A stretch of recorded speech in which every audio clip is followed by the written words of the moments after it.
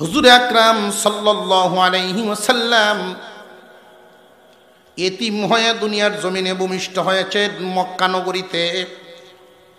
আপনার আমার পয়গম্বর মা আমিনার কুলে তখনকার রেওয়াজ অনুযায়ী গ্রাম এলাকায় পাঠাতে হয়, দুধ পান করায়া তাদেরকে লালন পালন করা হয়। শহর থেকে আইসা বাচ্চা নেয় গ্রামের মহিলারা, তাদের দেশের তখনকার প্রথা। গ্রাম এলাকার মহিলারা আসেন, শহর থেকে বাচ্চাদেরকে নিয়ে যান, 2 বছর পর্যন্ত দুধ পান করান, বিনিময়ে কিছু পয়সা নেন। এই প্রথা কেন ছিল? ঐতিহাসিকগণ কয়েকটা কারণ উল্লেখ করেন। এর মধ্যে একটা হলো শহরের আবহাওয়া আর গ্রামাঞ্চলের আবহাওয়া কি সমান না বেশ কম আছে? সুস্থ আবহাওয়া যেন শিশুরা পেতে পারে, 1 নাম্বার কারণ। 2 নাম্বার কারণ, বাসা যেন গরমিল না হয়, এল জাবরা না হয়, খিচুড়ি যেন না হয়। খিচুড়ি বুঝেন তো? ডাইলে চাউলে সকলটা মিলিয়া। শহরের বাসা খিচুড়ি, সব জেলার মানুষ শহরে পাওয়া যায়, জন্য বাসা এক জাত থাকে না। আর গ্রাম এলাকায়, এই করিমপুর এলাকায় 200 বছর আগে যেই বস্তুটারে যেই নামে ডাকতো, 200 বছর পরে এই নামেই ডাকে। এটা বদলিত না। বাসার গুণগত মান ঠিক রাখার জন্য শিশুদেরকে ওইখানে পাঠায় দিত। শিশুকাল দুধ পান করার সময় আরো কিছু সময় লালন পালন করত মহিলারা। কবিলায় বনু সাদ কাফেলা আসছে মক্কার বাজার থেকে বাচ্চা নিবে, আর এই কাফেলার একজন ছিলেন হালিমাতুস সাদিয়া।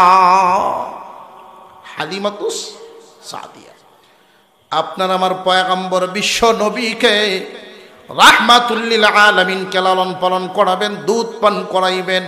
আল্লাহ এমন একজন মহিলা নির্বাচন করে রাখছেন, যেন তেন মহিলার কুলে আল্লাহ উঠাবেন না ওনার দুস্থকে। হালিমাতুস সাদিয়াকে আগের থেকেই নির্বাচন করে রাখছেন, দুধ পান করিয়েছেন। আল্লাহর রসুলের দুধ মাতার নামটা উচ্চারণ করেন, হালিমাতুস সাদিয়া। হালিমাতুস সাদিয়া অর্থ ভাগ্যবতী, হালিমা অর্থ সহনশীলা নারী। সব নারী শিশু লালন পালন করাতে সমান না। দেখবেন কোন নারী বাচ্চারে খানা খাওয়াইতেছে, বাচ্চায় খাবার লয় না, এক রুম থেকে আরেক রুমও যায়, তাল লইয়া মাও হিসেবে যায়, আছে না নাই? ঘর থেকে উঠানে যায়, মাও পিছন দিয়ে যাইতেছে। খাবার যখন উঠায় মুখে দেয়, মার নাকে মুখে সোর মারে, এর পরেও মা তারে খাওয়াইতে আছে, মা রাগ করে না। আর এমন মহিলাও আছে, একবার দিব, যদি তেরিবেরি করে তাহলে ফিট বরাবর একটা কিল দিয়া বয়া তুল, আছে না নাই? তো বাচ্চার বাপে যদি পাশের রুম থেকে কয়, বাচ্চারা মারতেছে কেন? ও বেশি মারতো না, বেজা লইব। বেড়ায় বুঝে লেছে রে, কিল তো ভোরেরটা মনে হয়, বেড়ায় আর মাত্র। সব মহিলার রাগ গুসা সমান না বেশ কম আছে? আল্লাহ পাক সহনশীলা নারী হালিমাতুস সাদিয়া। আপনার আমার পয়গম্বর বিশ্ব নবীকে লালন পালন করাইবেন, যেমন তেমন মহিলার কুলে আল্লাহ উঠাবেন না। হালিমাতুস সাদিয়া আইছেন মক্কার বাজারে, যখন ঢুকলেন বাজারের এক কিনারে গুমটা দিয়া একজন মহিলা বিশ্ব নবীকে কুলে নিয়ে দাঁড়াইছেন, পাশে একজন বাদী দাঁড়ানো। অন্যান্য পুরুষদের ভিড়ের মধ্যে না, পুরা বাজার যেখানে এক সাইটে উনি দাঁড়ায় রয়েছেন। ভদ্র মহিলারা কোনোদিন বাজারে ধাক্কা ধাক্কি করবে না। আর এখনকার সময়ে অবস্থা হইল যে যত ভদ্র এর ধাক্কা তত শক্ত।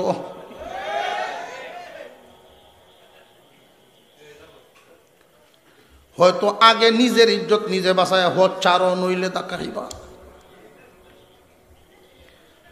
আল্লাহর রসুলের আম্মা জান বাজারের এক কিনারা দাঁড়ায় রইছেন।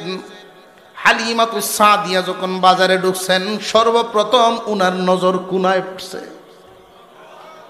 হালিমাতুস সাদিয়া বর্ণনা করেন, আমি তাকায়া দেখি মক্কার বাজারের কোনায় পূর্ণিমার চাঁদ দেখা যায়।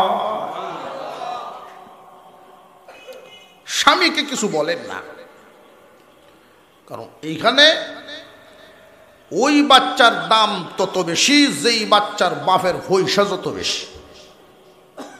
কারণ যেই বাচ্চার বাপের পয়সা বেশি ওরে লালন পালন করলে দুধ পান করাইলে পয়সাও বেশি পাওয়া যায়। আর অন্যান্যরা ঘুরে ঘুরে যায় যেই শুনে মুহাম্মাদের আব্বা নাই, ইয়েতিম, যাদের নসিব কারা শুধু দুনিয়ার দিক চিন্তা করে চেহারার দিক আর না তাকাই ঘুরে চলে আসে। হালিমাতুস সাদিয়া অন্যান্য বাচ্চার দিকে কোনো নজরেই নেই। বাচ্চা যদি আমার পালতে হয় এই বাচ্চাই আমি নেব। এই মায়া মোহব্বত হালিমাতুস সাদিয়ার অন্তরে ঢেলে দিছেন কে? এই কথাটাই আল্লাহ আমার তিলাওয়াতকৃত সূরায় বলেন, আলম ইয়াজিদকা ইয়াতীমান ফাআওয়া। আমি কি আপনাকে ইতিম অবস্থায় পাই নাই? আপনি ইতিম ছিলেন, ও দোস্ত আমার, আপনারে আমি ইতিম বানায় পাঠাইছি। প্রশ্ন জাগে, আল্লাহর দুস্থ হাবিবুল্লাহকে ইতিম বানায় পাঠাইলেন কেন? এই দুনিয়ার একটা রেওয়াজ আছে, দুনিয়ার একটা নীতি আছে। আমার কথার সাথে আপনারা একমত হন কিনা দেখবেন। আল্লাহ যদি কাউরে কোনো পুরস্কার দেন এর আগে তারে কষ্ট দেন। যত বড় বড় মনীষী তাদের জীবনী তালাশ করে দেখবেন, ইয়েতিম অবস্থায় পড়াশোনা করছে, বড় আলেম হইছে, বুজুর্গ হইছে, তার ছোটবেলার হালত তাকে বড় অসহায়। 6 দিনে বিশাল বিশাল আসমান, বিশাল বিশাল সাগর, বিশাল বিশাল পাহাড়, পৃথিবী, বৃক্ষরাজি, তরুলতা, সমস্ত কিছু মাত্র 6 দিনে সাজিয়ে ফেলছেন। কিন্তু এই 3.5 হাত বডির মানুষটাকে আল্লাহ 9 মাস সময় লাগায় বানাইছে। আদর কম তাকায় না বেশি তাকায়? আল্লাহ দয়া করে আমাদেরকে আবার বোনাস দিছেন, আখিরি জামানার পয়গম্বরের উম্মত বানাইছে। আল্লাহর রসুল ঘোষণা দিয়েছেন, সুসংবাদ দিয়েছেন, যতদিন পর্যন্ত আমার উম্মত জান্নাতে না যাবে মহান আল্লাহ পাক কোন পয়গম্বরের উম্মতকে জান্নাত দিবেন না। আমাদের নবী বিশ্ব নবী রাহমাতুল্লিল আলামিন, ওনার শান মান বর্ণনা করলে আমার জিন্দিগি তো শেষ হবে, ওলামায়ে কেরামের জিন্দিগি শেষ হবে, রসুলের শান বর্ণনা শেষ হবে না।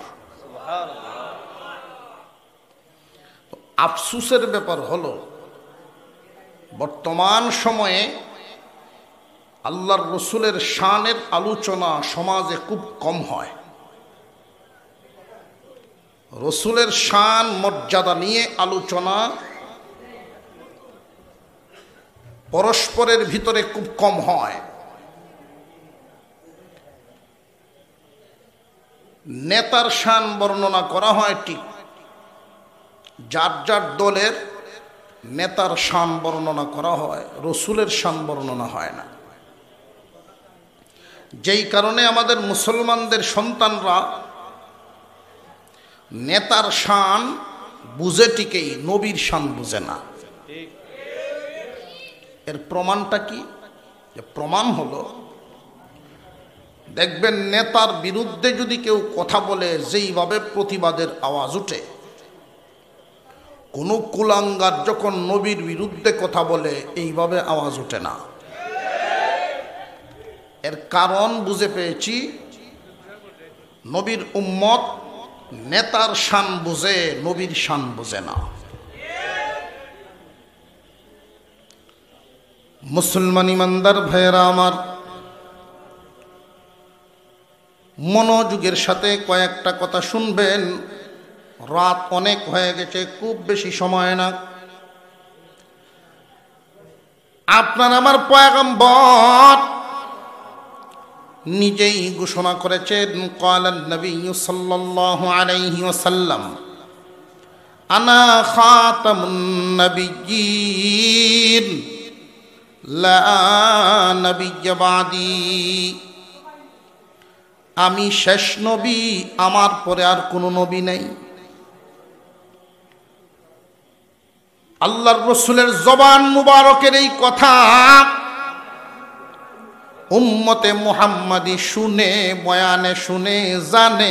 এরপরেও এই বাংলাদেশের জমিনে কাদিয়ানীরা বসবাস করে বুক ফুলায়া। আল্লাহর রসুলের শান যদি উম্মতে বুঝতো, কাদিয়ানীরা এই দেশে বসবাস করার সাহস পেত না। রসুলের শান বুঝে না উম্মত, রসুলের শান বুঝে না। বাবার উচিত সন্তানদেরকে নিয়ে দস্তরখানে যখন খানা খাইতে খাইতে এই ফাঁকে সন্তানদেরকে বুঝায় দেওয়া, জানো রে বাবা, ও মা, জাননি আমরা কার উম্মত। এই দস্তরখানায় যে খানা খাই, এটা কার সুন্নত জাননি মা, জাননি বাবা, এটা তোমার আমার নবীর সুন্নত। এই কচি হৃদয়ের বাচ্চাটা প্রশ্ন করবে, বাবা গো, নবীকে? নবীর নাম জানাইলেন, নাম মুখস্থ হবে। উনি কোথায় জন্মগ্রহণ করেছিলেন, উনার নসব কি, উনার সিফত কি, গল্প শুরু হয়ে গেল। কচি হৃদয়ে বাবার জবান থেকে সন্তানের কান দিয়ে যখন যেই কথাটা দিলে গিয়ে গাঁথবে, যতদিন জমিনে জিন্দা থাকবে কোনো নাস্তিক এই দিলে আর আঘাত করতে পারবে না। নবীর শান বুঝে না উম্মত। পরিবারে নবীর শানের আলোচনা হয় না। আবু তালেব আল্লাহর পয়গম্বরের চাচা যান। হুজুর আকরাম সাল্লাল্লাহু আলাইহি ওয়াসাল্লাম দাওয়াত দেন, দাওয়াত গ্রহণ করেন না।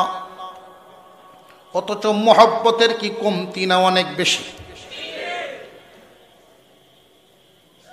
একদিন বলতেছিলেন, মুহাম্মদ, তোমার অন্যান্য চাচাদের চাইতে আমি বেশি মহব্বত তোমারে কেন করি জানোনি বাবা? না, আমি তো জানি না চাচা। তাহলে শুনো, আমার পাশে বসো। তোমাকে বেশি মহব্বত করি এই কারণেই, তুমি অন্যান্য মানুষের মতো নও, তোমার মধ্যে আমি ভিন্ন কিছু দেখছি। তোমাকে গর্ভে ধারণ করে তোমার আম্মা আমিনা যখন জমজম কুয়ার পাশে যাইতো, তুমি ছিলা মার গর্ভে। মক্কার অন্যান্য নারীরা যখন পানি উঠাইবার জন্য এখানে যাইতো, লম্বা রশি বেঁধে বালতি ফেলাইয়া খুব কষ্ট করে পানি উঠাইতো। কিন্তু তোমার আম্মা যখন তোমাকে গর্ভে ধারণ করেন, এমত অবস্থায় আমিনা যখন জমজম কুয়ার পাশে গিয়া দাঁড়াইতেন, কুয়ার পানি নিচে থাকতো না, উপরে বাইসা যাইত। মহিলারা অনুরোধ জানাতো, বন্ধু ও বোন আমিনা, একটু তুমি দাঁড়াও। তুমি যদি দাঁড়ায় থাকো, পানিও উপরে থাকে। তোমার উসিলায় আমরা কিছুক্ষণ আরামে পানি নিলাম। এই দৃশ্য আমি নিজের চোখে দেখেছি। ওই দিন থেকেই অনুমান করে নিয়েছি, সাধারণ অন্যান্য শিশুদের মতো আমার ভাতিজা হবে না। আমার আব্দুল্লাহর রেখে যাওয়া ছেলে হোক আর মেয়ে হোক, যেই হয় খুব বরকতি হবে। অপেক্ষায় রইলাম তোমার জন্মের। শিশু যখন জন্মগ্রহণ করে, অন্যান্য শিশুরা যারা পাশে থাকেন তারা বলতে পারে, এই যে 9 মাস 10 দিন পর্যন্ত জমে থাকা পচা গলা রক্ত যখন বের হয়, কি পরিমাণ দুর্গন্ধ। এই রক্তটা একসাথে বের হওয়ার সময় যে একটা দুর্গন্ধ বের হয় প্রাথমিক অবস্থায়, এই দুর্গন্ধটার মাত্রা কি পরিমাণ, পাশে যারা থাকে তারা টের পায়। মুহাম্মদ, ও বাবা, তোমার জন্মের বেলায় কিন্তু এমন হয় নাই। অপেক্ষায় ছিলাম দেখার জন্য, ছেলে হোক আর মেয়ে হোক, বড় বরকতি সন্তান হবে। আলামতে বুঝেছি তুমি তোমার মার গর্ভে যখন থাকত, তোমার আম্মা খুব লাজুক প্রকৃতির মহিলা। বিশ্বনবীর আম্মা জেনতেন মহিলা না বরকতি? আল্লাহু আকবার বলেন। আমাদের মহিলা মা বোনরা এই বিষয়টা ভাবেন না, শুধু দোয়া করেন, আল্লাহ আমার সন্তানরে নেককার বানাও, আমার সন্তানরে নেককার বানাও। বাজারও ঘুরে আছে না? জানিয়ে রাখবেন একটা তত্ত্ব, কোন পয়গম্বরকে আল্লাহ, অনেক পয়গম্বর কাফেরের ঘরে জন্মগ্রহণ করেছে, কিন্তু কোন কাফের নির্ঘরে নবী জন্মগ্রহণ করেন নাই। কোন বেপর্দা নারীর ঘরে জন্মগ্রহণ করে অলি আউলিয়া হয় নাই, এমন ইতিহাসেই নেই। যদি কেউ আলেম হয়েও যায়, মা বেপর্দা, আলেম হয়ে গেছে সন্তান, দেখবেন কুসখবর নিয়ে নামাজ পড়ে না। কারণ জমিন যেমন ফসল।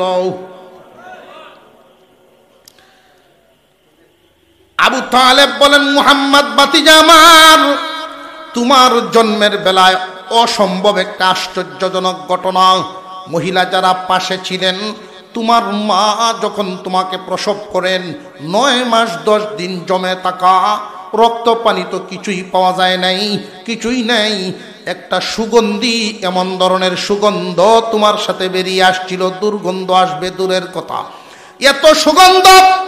এই সুগন্ধ আমি যখন ঘরের সামনে ছিলাম, এই সুগন্ধ তোমার আব্বা আব্দুল্লাহর ঘরে সীমাবদ্ধ থাকে নাই, আমি আবু তালিবের নাকে আইসা লাগছে। আমি আশ্চর্য হয়ে গেলাম। সিরিয়া, তায়েফ, মক্কা, মদিনা, কত জায়গায় গেলাম, কত দামি দামি সুগন্ধি ব্যবহার করলাম, কিন্তু এই সুগন্ধি কেন জানি মনে হলো দুনিয়ার কোনো বাজারের না। আমার মনে মনে আমি ভাবছিলাম এই সুগন্ধ হয়তো এতটুকুন জায়গার ভিতরেই সীমাবদ্ধ, কিন্তু আমাকে আশ্চর্য করে দিল, এই সুগন্ধ মক্কার গড়ে গড়ে পৌঁছে গেল। সুবে সাদিকের সময় তোমার ভূমিষ্ঠ হওয়ার টাইম, আমি কুসখবর নিয়েছি। তায়েফ, মিনা, মুজদালিফা, আশপাশ অঞ্চলের যত মানুষ বসবাস করে বিভিন্ন জায়গায়, প্রত্যেক নগরীতে খবর নিলাম। এই টাইমের হালত কি, যে সমস্ত মানুষরা আমার তত্ত্ব দিল তারা মিথ্যা বলার মতো নয়। এই টাইমে প্রায় বাড়িতেই এই সুগন্ধি গিয়া ডুইকা গেছে। তখন আমার বুঝার আর বাকি নাই, এই সুগন্ধি তো শুধু এই এলাকার প্রায় প্রায় ঘরে ঢুকে নাই, ওই সুগন্ধিটা তামাম দুনিয়ার কোনায় কোনায় আল্লাহ পৌঁছে দিছে। রসুলের শান জানে না মানুষ, উম্মত নবীর শান জানে না। তোমাকে আমি কুলে নিয়ে দাঁড়াইছি, হঠাৎ করে কেন জানি আমার কাছে মনে হচ্ছে চাঁদের দিকে একটু তাকাই আর তোমার চেহারাটার দিকে তাকাই। বাবা, কয়েকবার এভাবে যখন আমি তাকাতাকি করলাম, একবার চাঁদ দেখি, একবার তোমার চেহারা দেখি, একবার চাঁদ দেখি, একবার তোমার চেহারা দেখি। চাঁদের গায়ে কালো দাগ, আমার ভাতিজার চেহারায় কোনো দাগ নাই। এমনি হঠাৎ আবার চাঁদের দিকে তাকায়া দেখি, আমার কাছে মনে হচ্ছে চাঁদেই চিরে আমার দিকে চলে আসতেছে, মনে হচ্ছে আমার উপরে পড়ে যাবে। আমি তোমাকে নিয়ে যেদিকে যাই চাঁদও দেখি সেদিকে যায়, আমিও তোমাকে নিয়ে যেদিকে যাই চাঁদও দেখি সেদিকে যায়। আপনার আমার পয়গম্বর তখন জানায় দেন, চাচা যান, আপনি হয়তো বুঝতে পারেন নাই, আমার আব্বা আমাকে গর্বে রেখেই দুনিয়ার থেকে বিদায় হয়ে যান। পৃথিবীর জমিনে সাধারণত নিজের বাবা সন্তানকে বাজার থেকে খেলনা এনে দেয়, বাবা সন্তানকে নিয়ে এদিক ওদিক ঘোরাঘুরি করে কত কিছু এনে দেয় খেলনার জন্য। আমার আব্বা তো আমাকে গর্বে রেখেই দুনিয়ার থেকে বিদায় হয়ে গেছেন। মহান আল্লাহ আমাকে খেলনা হিসেবে চাঁদ তারকাকে দান করেছেন। রসুলের শান মর্যাদা, হুজুর আকরাম সাল্লাল্লাহু আলাইহি ওয়াসাল্লাম এতিম হয়ে দুনিয়ার জমিনে ভূমিষ্ঠ হয়েছেন মক্কা নগরীতে। আপনার আমার পয়গম্বর মা আমিনার কুলে তখনকার রেওয়াজ অনুযায়ী গ্রাম এলাকায় পাঠাতে হয়, দুধ পান করায়া তাদেরকে লালন পালন করা হয়। শহর থেকে আইসা বাচ্চা নেয় গ্রামের মহিলারা, তাদের দেশের তখনকার প্রথা, গ্রাম এলাকার মহিলারা আসেন, শহর থেকে বাচ্চাদেরকে নিয়ে যান, 2 বছর পর্যন্ত দুধ পান করান, বিনিময়ে কিছু পয়সা নেন। এই প্রথা কেন ছিল? ঐতিহাসিকগণ কয়েকটা কারণ উল্লেখ করেন। এর মধ্যে একটা হলো শহরের আবহাওয়া আর গ্রামাঞ্চলের আবহাওয়া কি সমান না বেশ কম আছে? সুস্থ আবহাওয়া যেন শিশুরা পেতে পারে, 1 নাম্বার কারণ। 2 নাম্বার কারণ, বাসা যেন গরমিল না হয়, এল জাবরা না হয়, খিচুড়ি যেন না হয়। খিচুড়ি বুঝেন তো, ডাইলে চাউলে সকলটা মিলিয়া। শহরের বাসা খিচুড়ি, সব জেলার মানুষ শহরে পাওয়া যায়, জন্য বাসা এক জাত থাকে না। আর গ্রাম এলাকায়, এই করিমপুর এলাকায় 200 বছর আগে যেই বস্তুটারে যেই নামে ডাকতো, 200 বছর পরে এই নামেই ডাকে। এটা বদলিত না। বাসার গুণগত মান ঠিক রাখার জন্য শিশুদেরকে ওইখানে পাঠায় দিত। শিশুকাল দুধ পান করার সময় আরো কিছু সময় লালন পালন করত মহিলারা। কবিলায় বনু সাদ কাফেলা আসছে মক্কার বাজার থেকে বাচ্চা নিবে, আর এই কাফেলার একজন ছিলেন হালিমাতুস সাদিয়া। হালিমাতুস সাদিয়া, আপনার আমার পয়গম্বর বিশ্ব নবীকে রাহমাতুল লিল আলামিনকে লালন পালন করাবেন, দুধ পান করাইবেন। আল্লাহ এমন একজন মহিলা নির্বাচন করে রাখছেন, যেন তেন মহিলার কুলে আল্লাহ উঠাবেন না ওনার দুস্থকে। হালিমাতুস সাদিয়াকে আগের থেকেই নির্বাচন করে রাখছেন, দুধ পান করিয়েছেন। আল্লাহর রসুলের দুধ মাতার নামটা উচ্চারণ করেন, হালিমাতুস সাদিয়া। হালিমাতুস সাদিয়া অর্থ ভাগ্যবতী, হালিমা অর্থ সহনশীলা নারী। সব নারী শিশু লালন পালন করাতে সমান না। দেখবেন কোন নারী বাচ্চারে খানা খাওয়াইতেছে, বাচ্চায় খাবার লয় না, এক রুম থেকে আরেক রুমও যায়, তাল লইয়া মাও হিসেবে যায়, আছে না নাই? ঘর থেকে উঠানে যায়, মাও পিছন দিয়ে যাইতেছে, খাবার যখন উঠায় মুখে দেয়, মার নাকে মুখে সোর মারে, এর পরেও মা তারে খাওয়াইতে আছে, মা রাগ করে না। আর এমন মহিলাও আছে, একবার দিব, যদি তেরিবেরি করে তাহলে ফিট বরাবর একটা কিল দিয়া বয়া তুল, আছে না নাই? তো বাচ্চার বাপে যদি পাশের রুম থেকে কয় বাচ্চারা মারতেছে কেন, বেশি মারতো না, বেজা লইব, বেড়ায় বুঝে লেছে রে, কিল তো ভোরের মনে হয়, বেড়ায় আর মাত্র। সব মহিলার রাগ গুসা সমান না বেশ কম আছে? আল্লাহ পাক সহনশীলা নারী হালিমাতুস সাদিয়া, আপনার আমার পয়গম্বর বিশ্ব নবীকে লালন পালন করাইবেন, যেমন তেমন মহিলার কুলে আল্লাহ উঠাবেন না। হালিমাতুস সাদিয়া আইছেন মক্কার বাজারে, যখন ঢুকলেন বাজারের এক কিনারে গুমটা দিয়া একজন মহিলা বিশ্ব নবীকে কুলে নিয়ে দাঁড়াইছেন, পাশে একজন বাদী দাঁড়ানো। অন্যান্য পুরুষদের ভিড়ের মধ্যে না, পুরা বাজার যেখানে এক সাইটে উনি দাঁড়ায় রয়েছেন, ভদ্র মহিলারা কোনোদিন বাজারে ধাক্কা ধাক্কি করবে না। আর এখনকার সময়ের অবস্থা হইল যে যত ভদ্র এর ধাক্কা তত শক্ত।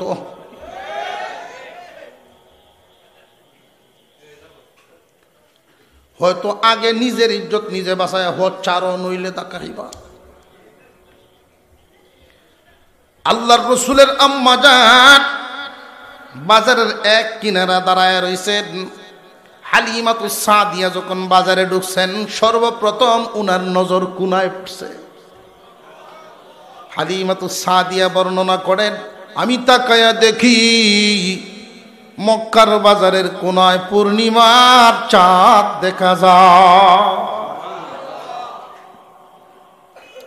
স্বামীকে কিছু বলেন না, কারণ এইখানে ওই বাচ্চার দাম তত বেশি যেই বাচ্চার বাপের পয়সা যত বেশি। কারণ যেই বাচ্চার বাপের পয়সা বেশি, ওরে লালন পালন করলে, দুধ পান করাইলে পয়সাও বেশি পাওয়া যায়। আর অন্যান্যরা ঘুরে ঘুরে যায়, যেই শুনে মুহাম্মাদের আব্বা নাই, ইয়েতিম, যাদের নসিব কারা, শুধু দুনিয়ার দিক চিন্তা করে, চেহারার দিক আর না তাকাই ঘুরে চলে আসে। হালিমাতুস সাদিয়া অন্যান্য বাচ্চার দিকে কোনো নজরেই নেই। বাচ্চা যদি আমার পালতে হয়, এই বাচ্চাই আমি নেব। এই মায়া মোহব্বত হালিমাতুস সাদিয়ার অন্তরে ঢেলে দিছেন কে? এই কথাটাই আল্লাহ আমার তিলাওয়াতকৃত সূরায় বলেন, আলম ইয়াজিদকা ইয়াতীমান ফাআওয়া, আমি কি আপনাকে এতিম অবস্থায় পাই নাই? আপনি এতিম ছিলেন, ও দোস্ত আমার, আপনারে আমি এতিম বানায় পাঠাইছি। প্রশ্ন জাগে, আল্লাহর দুস্থ হাবিবুল্লাহকে এতিম বানায় পাঠাইলেন কেন? এই দুনিয়ার একটা রেওয়াজ আছে, দুনিয়ার একটা নীতি আছে। আমার কথার সাথে আপনারা একমত হন কিনা দেখবেন। আল্লাহ যদি কাউরে কোনো পুরস্কার দেন, এর আগে তারে কষ্ট দেন। যত বড় বড় মনীষী তাদের জীবনী তালাশ করে দেখবেন, ইয়েতিম অবস্থায় পড়াশোনা করছে, বড় আলেম হইছে, বুজুর্গ হইছে, তার ছোটবেলার হালত তাকে বড় অসহায়। আল্লাহ যাকে যত বড় পুরস্কার দিবেন, প্রথম জীবনে তারে তত বেশি কষ্ট দিবে। মহান মাওলাই করিম বিশ্ব নবী রাহমাতুল লিল আলামিনকে তামাম দুনিয়ার রাহবর বানাবেন, তামাম দুনিয়ার পয়গম্বর। সমস্ত মানুষের প্রতি দয়া মায়া, ইয়েতিম বানায় পাঠাইছেন। আল্লাহ তো ইচ্ছা করলে বাবারে জিন্দাও রাখতে পারতেন। এই এতিম অবস্থায় হালিমাতুস সাদিয়া আমিনার সামনে গিয়া বলেন, আমিনা গো, চিন্তার কোনো কারণ নাই, আমার কোলে উঠায়া দাও। তুমি যা পারো বোন আমারে পয়সা দিও, আমার তোমার কাছে কোনো দাবি দেওয়া নাই। তবে নিশ্চিন্তে থাকো, আমার নিজের সন্তানগুলোর চাইতে আমি মুহাম্মদকে আদর বেশি করব।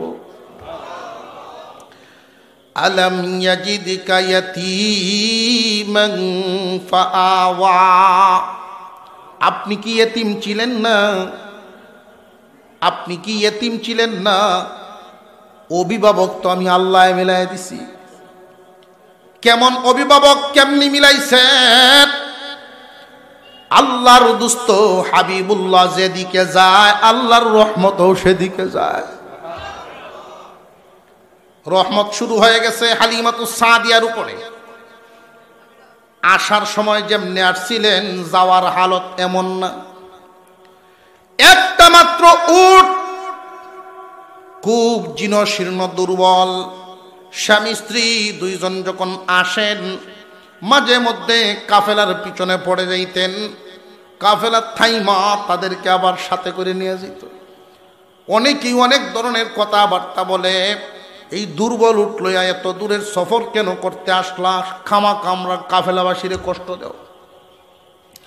কিন্তু ফেরার পথের দৃশ্য হলো অন্যরকম। হালিমাতুস সাদিয়া আপনার আমার পয়গম্বর শিশু মুহাম্মদকে যখন কুলে নিয়া উটের পিছনে বসছেন, স্বামী সামনে বসছেন, চাবুক মারে, ইশারা দেয়, হুকুম দেয়, কিন্তু উট তো উঠে না। বারবার চেষ্টা করতেছেন, উট উঠে না। হালিমাতুস সাদিয়ার স্বামী বলেন, তাহলে এক কাজ করো হালিমা, তুমি সামনে আসো আর আমি পিছনে বসি। যেই মাত্র আপনার আমার পয়গম্বরকে কুলে নিয়ে হালিমাতুস সাদিয়া সামনে বসেন, এমনি উট এক লাফ দিয়ে উপরে উঠা লম্বা লম্বা কায়েক শুরু করে দিছে।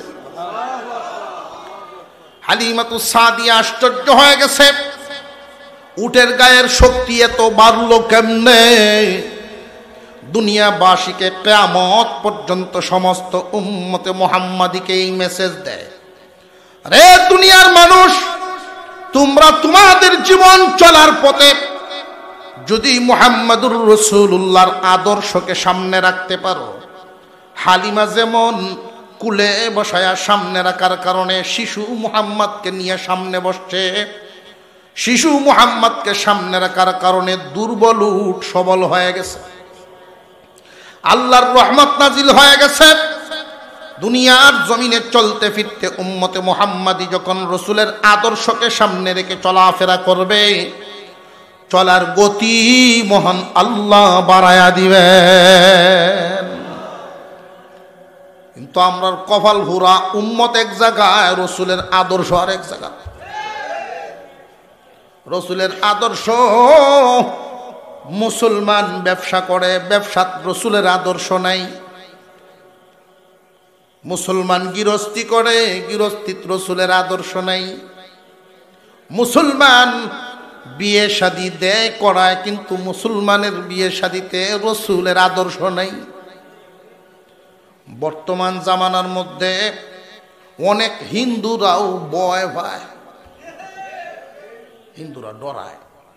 মুসলমান মায়মাদ্দর সর্দার যারা আছে তারা কই, বাবা হল তোমরা বিয়া শাদী আরম্ভ হইতেছে, সংবাদ শুনছি, একটু যাতে ডাক ঢোলটা কম বাজায়, আমরা যাতে ঘুমাইতাম পারি।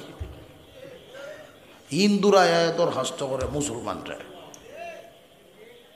আবার দোয়া করে, দোয়া হরুন হুজুর আল্লাহ ওলি দিত, ওলি ওলি বুজুর্গ হইত। ফেরেশতা দৌড়তে দৌড়তে এলাকা ছেড়ে দিছে, ওলি হইতো, সাউন্ড বক্সের আওয়াজে ফেরেশতা এলাকা ছাড়ছে। যার বিয়া হইতেছে দেখা যায় কিছু পয়সা হয়ে গেছে, বিদেশ দেশ তো আইছে। আগে যে পয়সা আসিল না, আগে চলাফেরা আসিল একরকম, আর এখন বিদেশে গুরান দেয়া যেই তেল তেল হয়ে গেছে, একটু তেল তেল হয়েছে বাপটা, এমন ঢং শুরু করে শয়তানেও হাসে। শয়তান কিরে আমি এই এলাকাতে কি, আমি তো নিজের অসহায় মনে করতেছি।